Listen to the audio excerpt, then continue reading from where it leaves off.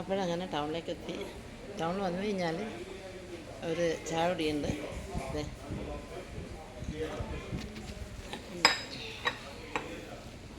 ഉണ്ടല്ലേ.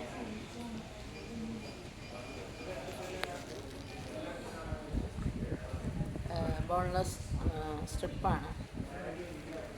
അപ്പോൾ കണ്ടു, ഇതെൻ്റെ പേരക്കുട്ടിൻ്റെ ഫേവറേറ്റാണ്. അവർക്ക് മിനിയാന്ന് കൊണ്ടു കൊടുത്തു.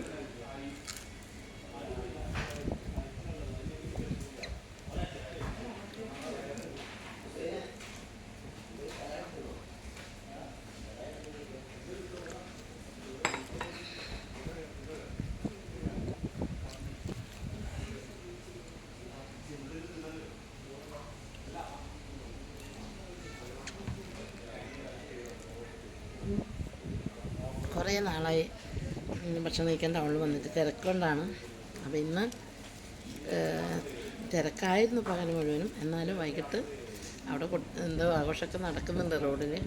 ഞാനതിന് നിന്നില്ല, അവിടെ ബ്ലോക്കാണ്. ഇത് നമ്മൾ ഐഡിയൽ ബേക്കേഴ്സാണ്.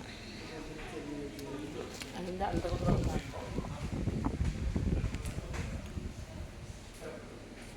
കണ്ടില്ലേ,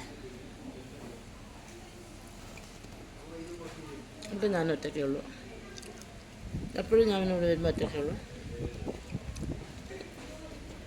ഇതറിയാമല്ലോ എന്താണെന്ന്.